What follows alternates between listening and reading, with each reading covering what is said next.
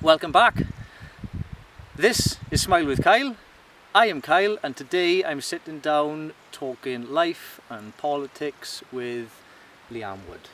Hi Kyle. Hiya. Thank you for sitting down and having a chat with me.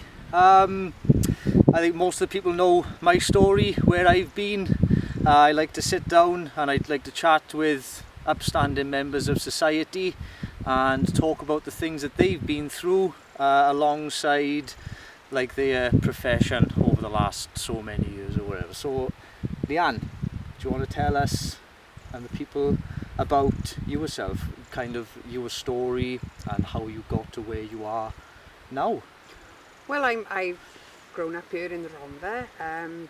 I ended up working as a politician, and I recently lost my seat, and so now I'm out of work and thinking about my next career move, really. Yeah. So it's a bit of a challenging time. It's not been the easiest. Yeah. But I'm trying to be optimistic and positive about what comes next. And Yeah. I think that, you know, there's quite a lot to do politically. It's not as if politics is finished for me. Yeah. So I'm still undecided about exactly what happens next. But Right.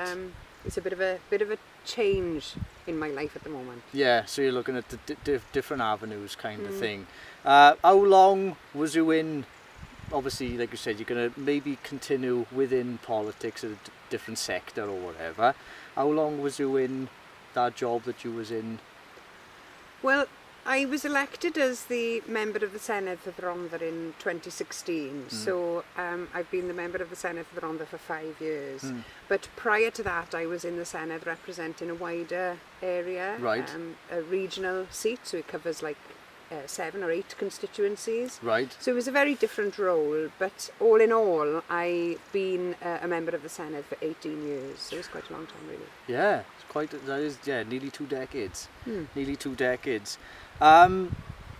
Through those experiences, or in the last 2 decades, what was your biggest take from those last 2 decades, and how have you used that to push you forward now? Well, quite a lot has happened really in Welsh politics, in the Welsh political scene in 2 decades. I mean, Yeah.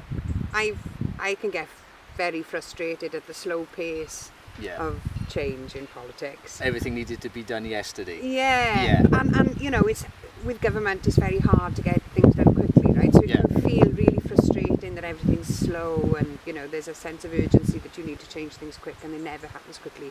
But when you look over a long period of time, then you can see that things have changed. You know, there have been some improvements in some people's lives, and certainly with the question of like the governance of Wales and the us making more decisions for ourselves, then we have more powers now than we did 2 decades ago. So, you know, although it feels frustrating and slow, there has been progress. So. Yeah, well, I think that's one of the major aspects of everyone's mental health and mental well-being, is to take those small steps each and every day to get to the place where you want to be.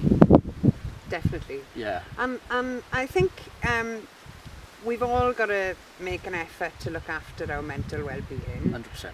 And it's an effort, you know. Yeah. It's not something that, you know, okay, some very lucky people maybe don't have to make the effort, and general contentedness comes naturally to them. But I think for most of us, we get challenges that we face in our lives, and you know, sometimes it's difficult to cope with things. Now, there are, you know, little strategies that we can put in place to just try and be more resilient for what's thrown at us, isn't it? And I think doing what you were doing, getting out into the open air, and you know, getting up the mountain, getting in the dipping pools, using the energy that you've got in a positive way, then I think all of those things contribute to something that overall probably gives you a sense that you're making a contribution to society. And I think that's what we got to aim for, isn't it? Yes. For that feeling, you know? 100%. I totally agree with you there. And with everything that I've done so far, and everything that I intend to do,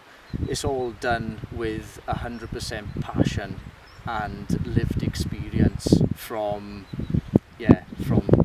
betrayal, failed relationships, to attempted suicide.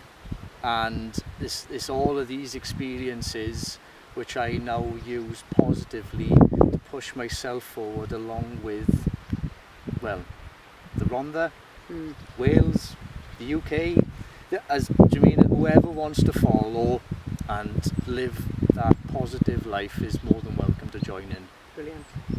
That's great. And I think the more people who, just take up that philosophy, really, isn't it, of what can I do, first of all, to get out to the front door today, and secondly, make a contribution to my community, my society, even just the small group of people that are around me. Because I just think that if you feel like you're contributing to something else, bigger than just you, then you get that sense of satisfaction, contentedness, happiness, if you like. And that's the best way of getting it, Yeah, totally. It's not, although I'd put other people in front of myself, I'll still obviously do my daily things which I need to do for my own mental well-being. And usually it is going for a walk. That would be my number one, going for a walk in nature, at peace in a green field. Obviously, not everybody's able to get out and what have you, but that's where it's trying different things, trying something new, trying something that you haven't done before for your mental well-being. Because you challenge yourself. So you get to a point where you're like, oh my God, I've done X, Y, Z, and I still feel like this. But it's pushing yourself, it's going that extra mile. And you're doing it for you. You're not doing it for Joe Blogs down the street. You're doing it for you. So it's that contentedness, like you said. Being content. Obviously, happiness is a short-term feeling, but being content with the food in your cupboards, the warm clothes on your back, your bed, all those little different things, they all compile together to make you. And with it being you, it's just you feel it. It's more of a do you know what I mean?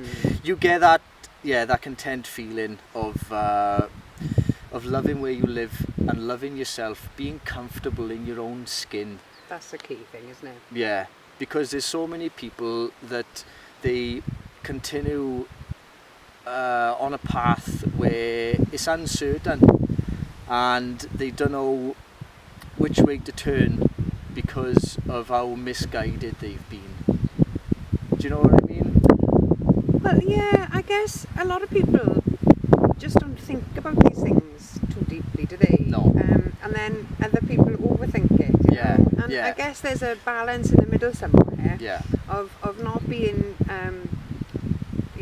obsessed or overthinking it too much, but also having an awareness and an emotional intelligence and self-awareness to know, when you need to be getting out into the fresh air, when you need to take those steps to look after yourself a bit more, because we all go up and down and take dips, and different things happen to us in life which may pull us down, and it's those times that we need to take on board those strategies to try and make sure that we do look after ourselves, I think. And that's not just about getting out, it's about making sure you've got good food, making sure that you're sleeping well, making sure that you've got good people around you who are giving you good energy. It's all of those little elements that together put you in a better chance of being able to withstand the things that are thrown at you. 100%. Because none of us are born mentally resilient. Nope. You have to work at it and build it up. But it's possible, isn't it? Yeah, of course it is. It's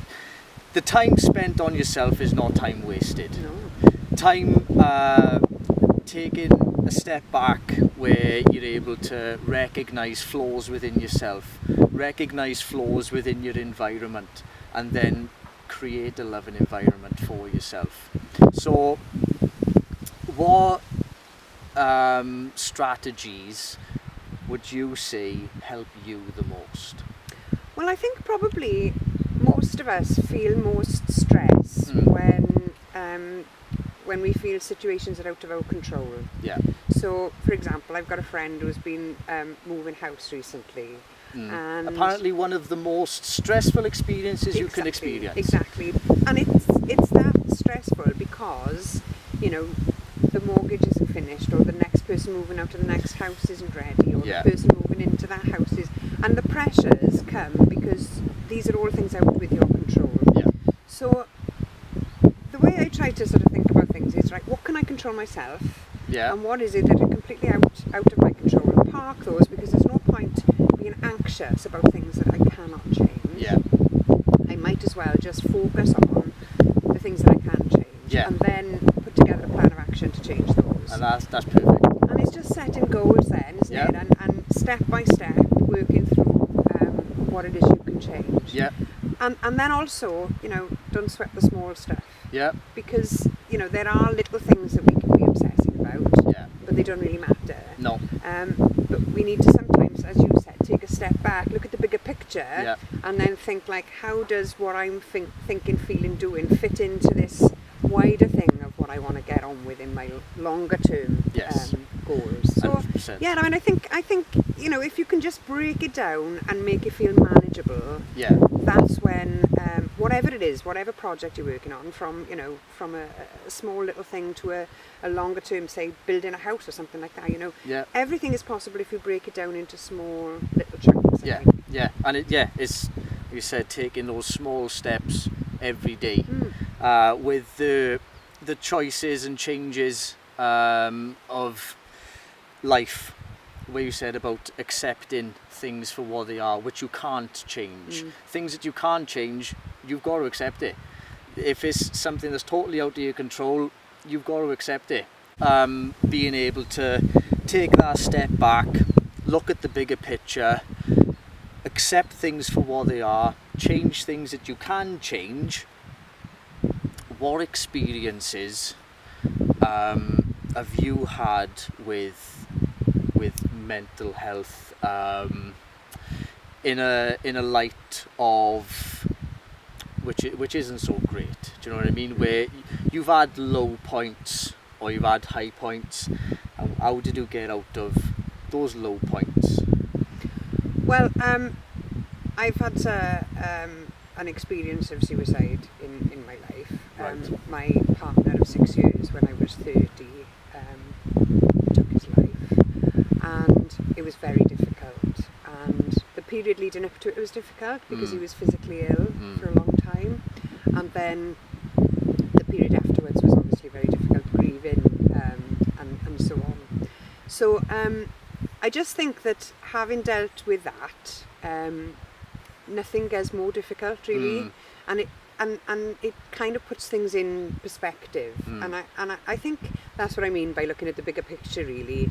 You know, we can obsess about the small things in life, you know, somebody hasn't washed the dishes at home, or put the washing on or whatever. It's not that big a deal. It's not a big deal. No. It doesn't matter in the scheme of things. And you know, if you've lost someone, and I think this is universal, isn't it? You realise that those little things are little things. Totally, 100%. Myself, I've experienced with friends, family members taking their own lives, and it doesn't get any easier. But in life, there's some things that we don't get over, but we get through. You learn to live and you learn to cope with it really. You never get over something like that, do you? No. While life goes on, you will pick up these strategies, coping mechanisms from different people, various things. People will teach you things to do, people will teach you things not to do. When you take these little bits and pieces from whoever it may be, you then create your own little religion, your own little way of being. The way of being. Well, do you know what, you say that, right? And I can remember conversations that I had with people back when I was a probation officer more than 20 years ago. Right. That have just challenged my thinking, or made me think about something in a different way. I'm talking about conversations I had with probation clients, you know, who often have gone through incredible hardships, but have developed their own strategies. Sometimes they work, sometimes they end up in prison, right? So it doesn't end up positive all the time. But everybody tries to find a way, and I think that we do learn from everybody in our lives, don't we? 100%. At all stages in our lives as well. Yeah. And you know, I think we can draw strength from other people, and then there are people that want to put down as well. So another strategy that I find very useful is staying away from those people who want to do you down. And in the world of social media, that can be difficult because there's some people who just it's difficult to categorise them, because I was having this conversation, I can't remember when, but saying about mental health advocates now. There's certain mental health advocates that are just out there for clout, who are not really out there to want to help people. Do you know what I'm saying? Well, they shouldn't be in that role, then, should they? Well, this is it, but there are. And then you get another person who is the same as that, and then they're arguing.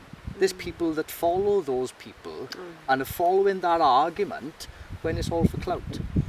Well, I think social media doesn't help these sorts of situations, does it? Because, you know, it's not really a space where you can have a proper debate and discussion. No.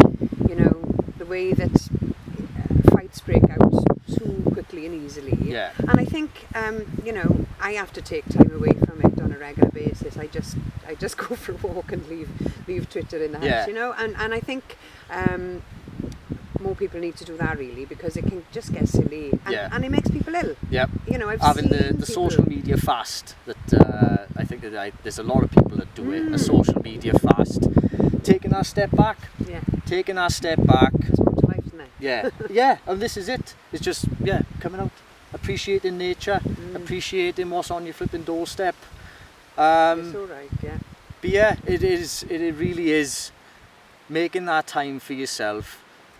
Because, everything that you could possibly know about Leanne, like, did you know that she likes to take this time out for herself and to chill out? Well, I haven't told you everything you could possibly know, right? Well, no, I guess not, no, but... I got some secrets. Yeah, we all like to keep our secrets, but with the openness, which I'm very appreciative of, by the way, it's always calming when I'm able to sit and speak with somebody who speaks from experience and with passion to not just help themselves, but to pass on a little bit of advice or wisdom or something. Wisdom, advice, a little strategy or a coping mechanism. It just adds. Do you know what I mean? We're all building up this body of information and experience, and it'll hopefully serve us all well. Yeah, magic. Thank you, Leanne. Nice to talk to you, Kyle.